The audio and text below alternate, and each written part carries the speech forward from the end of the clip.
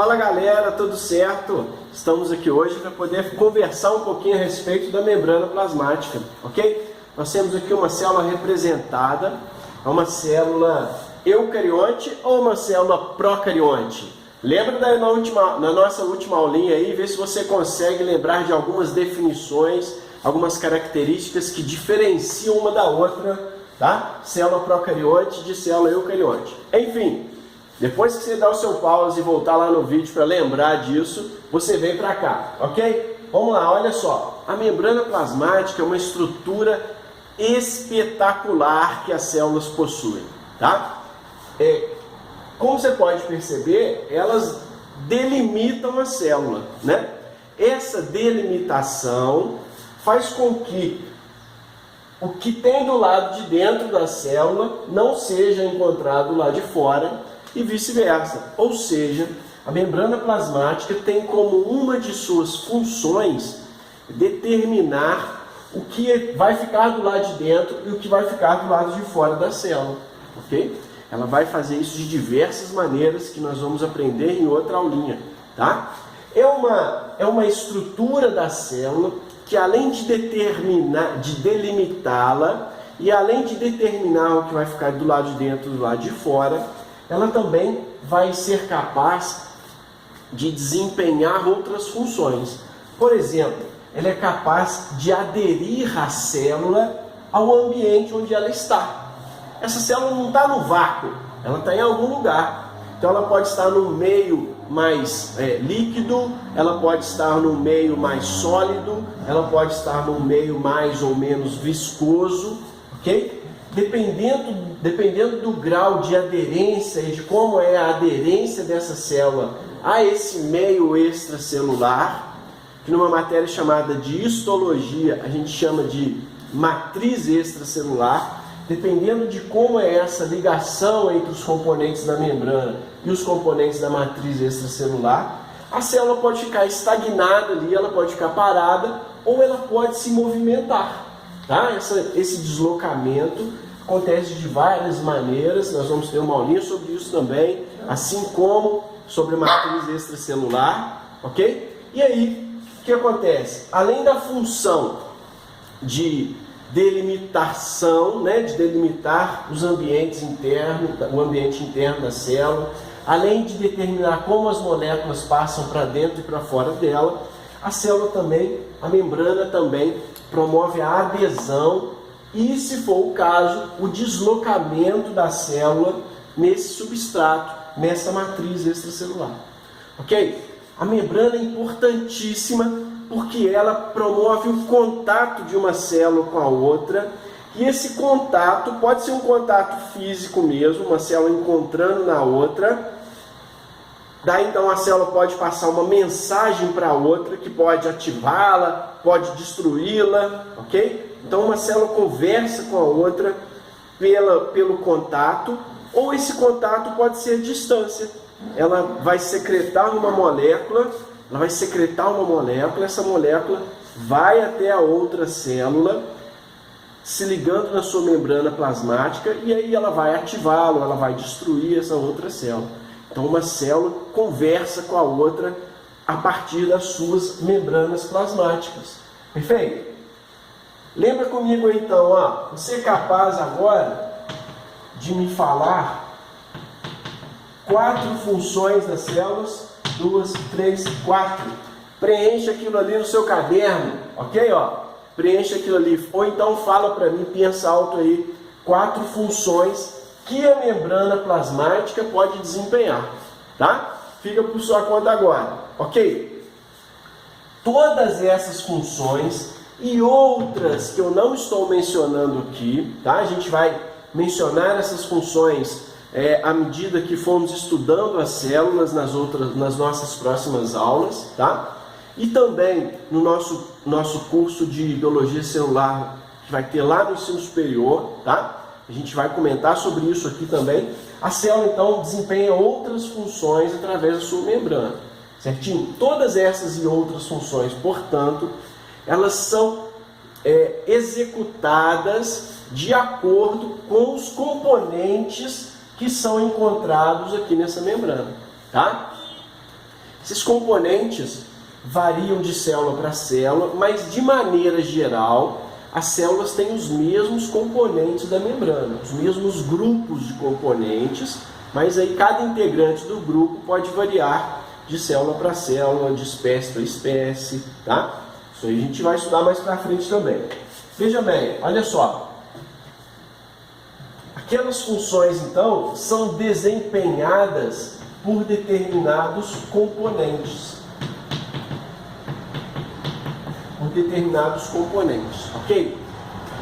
Você já parou para pensar de que são feitas as células? Né? Do que você é feito? Você sabe me dizer do que você é feito? A nossa composição. Então, o nosso corpo ele é composto de matéria orgânica e também de matéria inorgânica, que vai ser necessário para essas matérias orgânicas funcionarem, interagirem umas com as outras. Ok? Um tipo de molécula orgânica que existe nas membranas celulares são os lipídios. Tá? Os lipídios você conhece aí do dia a dia, lipídio não é apenas gordura. Né? A gordura é um tipo de lipídio, mas nem todo lipídio é a gordura. Ok? O tipo de lipídio que predomina na membrana celular, na membrana plasmática, é o fosfolipídio, é o nome dele. Ó. Componentes, então, fosfolipídio, certo? Esse fosfolipídio é sensacional. Ele tem muita importância, ele tem muitas características que vão ajudar bastante no entendimento das suas funções da membrana plasmática, tá? Para a gente entender isso, a gente tem que saber um pouquinho da bioquímica, da composição desse fosfolipídio, ok? O fosfolipídio, então, olha só, como o próprio nome já demonstra para a gente, uma parte dele tem um grupo fosfato, tá? Representado aqui, ó, grupo fosfato, certo? Outra parte dele, o lipídio, contém um ácido graxo,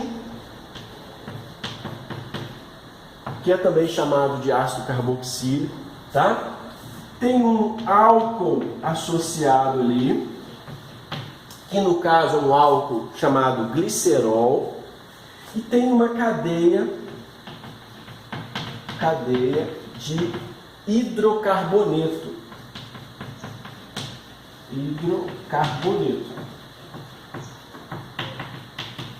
Hidrocarboneto. Então o fosfolipídio tem todos esses componentes aqui. E esses componentes estão distribuídos da seguinte maneira, olha só. Nessa região aqui, ó, essa parte aqui, a gente tem o grupo fosfato, o ácido graxo e o álcool, ele está numa parte chamada de cabeça do fosfolipídio. Ó, é a cabeça do fosfolipídio, tá? Vou representar por uma bolinha, tá? E a cadeia de hidrocarboneto corresponde à cauda. Na verdade, são duas caudas, ó. É a cauda de hidrocarboneto que ele tem. Carbono e hidrogênio, carbono, hidrogênio, carbono, hidrogênio, carbono, hidrogênio. São duas cadeias e uma cabeça, certo? Perceba que a cauda é bem maior do que a cabeça. Isso confere uma propriedade importante à membrana plasmática, que é a seguinte, olha só. Vamos representar aqui então, ó, cabeça do fosfolipídio e as caudas ligadas a essa cabeça, tá? Como a gente representou a cabeça maior, a cauda maior do que a cabeça, assim está representado nesse esquema aqui. A cabeça só como pontinho e as caudas maiores, ok? Bom, a cabeça tem uma propriedade importante que é a seguinte: a cabeça do fosfolipídio ela mistura com a água, ela é polar assim como a água, ela é hidrofílica, ó, hidrofílica. Por que ela é hidrofílica? Porque ela é polar, ela possui uma região mais negativa do que outra região. Então a cabeça é polar, por isso a consequência ela é hidrofílica, tem filia com a água. A cauda é diferente. A cauda é uma região hidrofóbica. Tem fobia, aversão da água, porque ela é uma parte apolar. Ok? Então, o fosfolipídio é uma molécula que contém uma região que é a cabeça formada por grupo fosfato, ácido graxo e álcool, no caso glicerol, que é uma região que tem afinidade com a água por ser polar, e tem uma cauda feita de hidrocarboneto, que é apolar e, consequentemente, é hidrofóbica, não mistura com a água. Veja bem, se a cabeça é menor que a cauda, qual das duas partes é mais desenvolvida na bicamada? Muito bem, a cauda. Então, essa membrana plasmática, né, ela é predominantemente polar ou apolar? Apolar, muito bem, né? Perceba então que isso já dá à membrana uma característica diferente disso que a gente tem dentro e fora da célula. Olha só, do lado de fora da célula tem água, assim como do lado de dentro dela, ó, tem água. Ok? Então, se a gente considerar uma camada de fosfolipídios que tem na membrana, a parte que mistura com a água fica voltada para o lado dela. Correto? Mas a membrana plasmática, como você já percebeu aqui nesse esquema, é formada por duas camadas de fosfolipídios. Ela é formada por uma bicamada de fosfolipídios. Essa bicamada contém as cabeças voltadas para fora e para dentro da célula, que é onde tem água, né? E tem também o seu interior feito pela cauda de hidrocarboneto, que é muito maior, tá, do que as cabeças. Isso está encontrado em todo o envoltório da célula, isso está encontrado na composição da membrana plasmática. Perfeito? Entendido aí? Dá um pause, faça suas anotações e volta comigo depois. Olha lá, aqui a gente tem o seguinte: alguns pesquisadores, né, marcaram os átomos que compõem essa molécula e perceberam que os fosfolipídios eles podem girar sobre o próprio eixo, eles podem se movimentar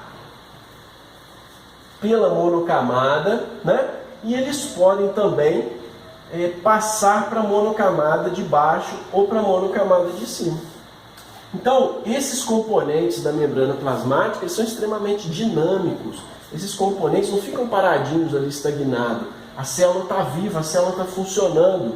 Então, as suas moléculas ficam mexendo.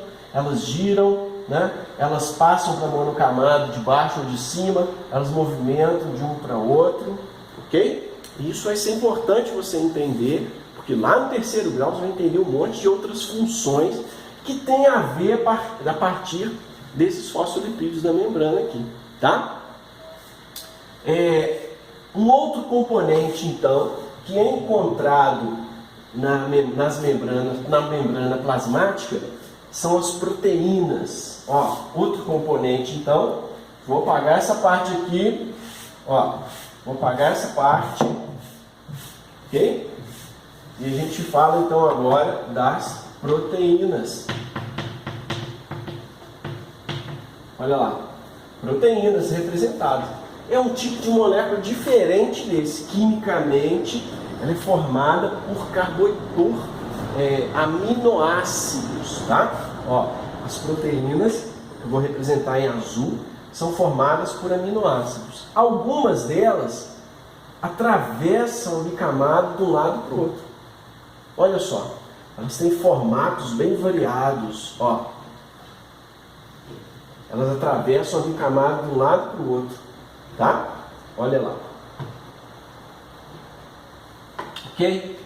E outras ficam ou na parte de fora da célula, ou na monocamada externa, ou então podem ficar na monocamada interna.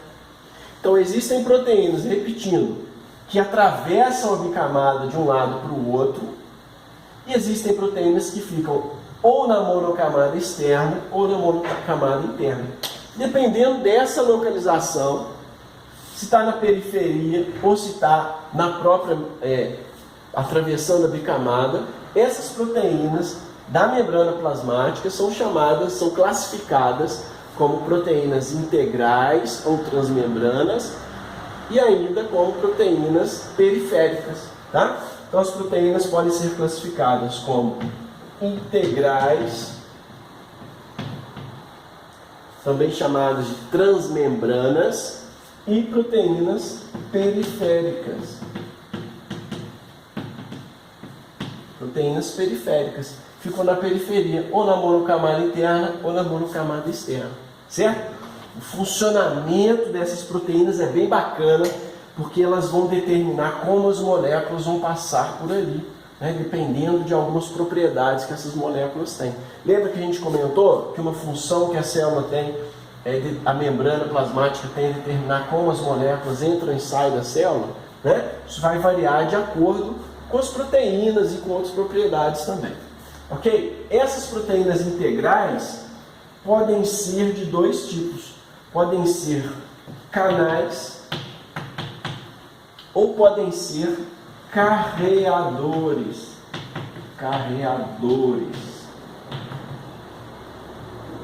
Tá lá. Dependendo da sua composição, ele vai ser um canal ou vai ser um carreador. O que é um canal? O canal é um buraquinho. Abre e fecha. Abre e fecha. Abre, passou, fecha, não passa mais. Tá? E o carreador? O carreador é uma proteína que muda de forma. A molécula encaixa nela, ela muda sua forma, solta a molécula dos lados. Então, encaixa nela, muda sua forma, solta a molécula dos lados. Legal, né? Legal. A gente vai estudar mais sobre isso. Teremos um próximo vídeo sobre isso. Está relacionado com a função que a membrana plasmática apresenta. Tá? Então, proteínas integrais, proteínas periféricas. Essas proteínas periféricas podem ser, por exemplo, enzimas. Enzimas são proteínas que fazem uma reação química acontecer.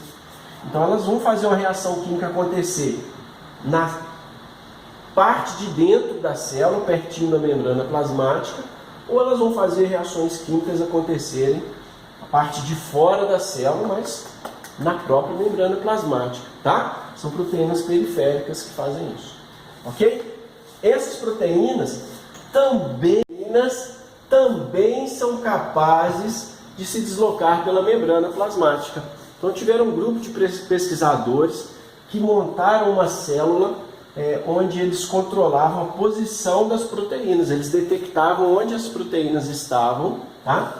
E ora elas estavam aqui, ora elas estavam aqui, ora elas estavam aqui. Então você consegue perceber que, além de movimentar os fosfolipídios, a membrana também tem as suas proteínas se movimentando. E além de se movimentando de um lado para o outro, algumas abrem e fecham, outras mudam a sua forma, os fosfolipídios giram, mudam de monocamada, ou seja, a célula está em funcionamento. A membrana plasmática está em funcionamento. Correto? Terceiro e último componente importante da membrana plasmática, vou apagar aqui, proteínas já foram, são os carboidratos.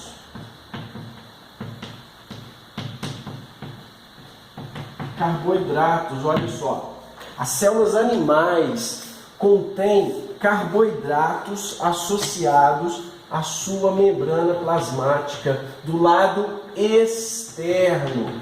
Então há um revestimento de carboidratos ali, de monossacarídeos associados nessa monocamada externa. Esses carboidratos, então, podem estar associados às proteínas que tem ali, né? Ou elas podem associar aos lipídios que compõem essa membrana. Então, toda essa parte de fora da membrana plasmática dos animais vai ter esses carboidratos, tá? Esse envoltório de carboidrato, que é chamado de glicocálice. Tá?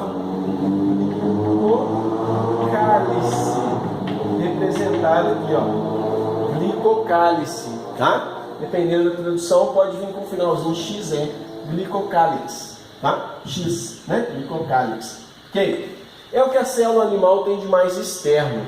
Então aquele contato de uma célula com a outra, que eu falei no princípio do vídeo, ele na verdade ocorre com a ligação de um carboidrato de um glicocálice com o carboidrato do outro glicocálice. Essa adesão ao meio, à matriz extracelular, acontece também pela associação desse glicocálice, tá? Perceba então que são muitas funções, né? Na faculdade, quem for seguir curso de saúde vai ver que o transplante, né? Se o receptor do transplante ele pode ser compatível ou não com o doador, dependendo do glicocálice que é encontrado nas suas células e nas células do doador, tá? É isso que se aprende mais profundamente na faculdade, tá?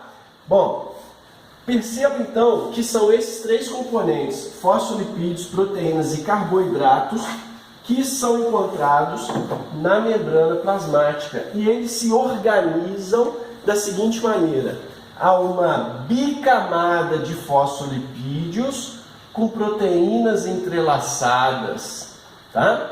E os carboidratos na periferia, correto? Essa disposição desses componentes é conhecida como modelo mosaico fluido, tá? Modelo mosaico fluido. Vou escrever aqui, ó. Modelo mosaico fluido. Certo? Ok? Modelo mosaico fluido, está aqui a representação. Tá? Foram criados por dois pesquisadores, um chamado Singer e o outro Nicholson. Tá? Eles que bolaram esse modelo que é aceito até hoje. Tá bom? Show de bola! Veja bem, representei aqui outras membranas. Agora você vai bugar o cérebro, saca a parada, ó. Essa disposição, esses componentes, eles também são encontrados nas outras membranas que tem na célula eucarionte. Ou seja, nas membranas das organelas, na membrana que delimita o núcleo, ok? Cada um desse tracinho branquinho que eu fiz para você aqui tem essa mesma composição, com lipídios, com fosfolipídios, com proteínas, tá?